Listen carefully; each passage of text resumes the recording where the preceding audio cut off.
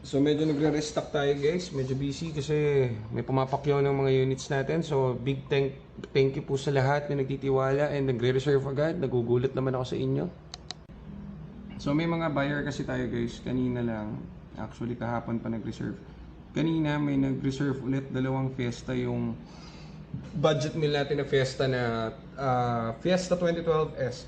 Isang sedan, isang Matic. So nakakagulat kasi nakita lang nila yung page natin tapos nanonood sila ng iba nating videos, and thank you po, sobrang thank you po sa inyo. So dahil nakita nila at nagtiwala sila, bigla na lang sila nag-reserve. Sabi ko, sir, mas maganda puntahan nyo na lang saka kayo mag-reserve. Kaso lang nakikita rin daw kasi nila may nag-reserve bigla, so baka mawala, and nagmamadali silang kumuha. Pero sinabi ko, kailangan sir, pumunta kayo, kahit reserve nyo pero puntahan nyo, check test drive nyo, kasi in-explain namin sa kanila every bit. Kumbaga ini-enlight namin sila dun sa unit na binibili nila. Kasi minsan first time buyer eh. Diba? So kailangan alam nila yung binibili nila at syempre matry din nila yung binibili nila. So tara, tingnan natin yung mga yung unit na nabenta. So ito guys yung unit na actually dumating na yung may-ari ng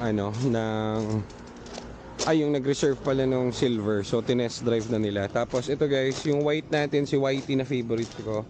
Yung 22,000 kilometers 22,000 kilometer mileage na unit ito. So brief history nito, ito yung balikan niyo yung video natin. Ang may-ari nito 15 yata yung sasakyan. Siya mismo gumawa ng unit niya kasi nagkaroon doon ng issue yung tranny. Kaso hindi niya nagawa, sumakit lang ang ulo niya. So ang maganda dito, binili niya na bagong shift fork. So yun yung nagkakasa dun sa transmission. So yung mechanical part niya guys is gawa na. Ngayon sumablay siya dahil bumili siya sa Shopee ng TCM. Yung computer ng transmission na binili niya is mali. So hindi kami nakakabit ng ganun, kasi hindi pumapasok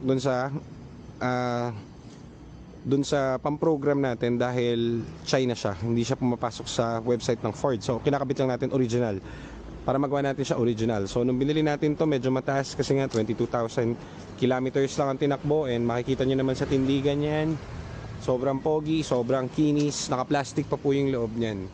So pagkabili natin yan dahil medyo mataas, automatic umorder na tayo ng bagong TCM nya. So kinabit natin yung TCM, pinrogram natin, tapos na, yun lang, gawa na siya. So medyo mataas lang natin siya nakuha, to be honest. Nakuha natin siya ng 185 kasi ayaw magpabawas si sir kasi hindi naman niya raw kailangan ng money. Okay lang daw nakatambak doon, pero dahil gustong gusto namin at napakaganda kasi, at ngayon lang kami nakahawak ng 2012 na ganito kasariwa. Wala kang makikitang ganun ha. 22,000 yung mileage, ilang taon na to, parang 10 years. So kinuha namin kasi gusto namin ma-experience yung ganito.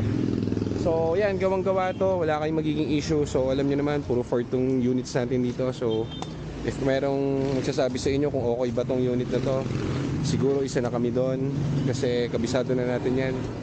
So yan, reserve kanina nang walang agam-agam, bigla na lang tumawag sa akin, sir, reserve yung puti. Sabi ko, sir, nakapunta ka na ba dito? Hindi pa, nakita ko lang yung video. Pero pupunta ako mamaya, sabi niya. So hintayin natin to. Tapos yun, meron tayong isa pa dito na sedan. So yung isa sedan natin tinest drive na. So isang oras na sila nagte-test drive. So first first car nila. So mag-asawa. So enlighten natin sila dun sa binibili nilang kotse. So ganun tayo pag nagbebenta. Hindi tayo yung makabenta lang. Kailangan alam nila yan, and may knowledge sila dun sa binibili nilang unit. Hindi pwedeng YouTube lang. Kailangan actual. So ito yung pinsang kamukha ni Vico Soto. Tapos yun yung teacher ko dati nung high school. So ayan, hintayin natin sila, babalik na sila.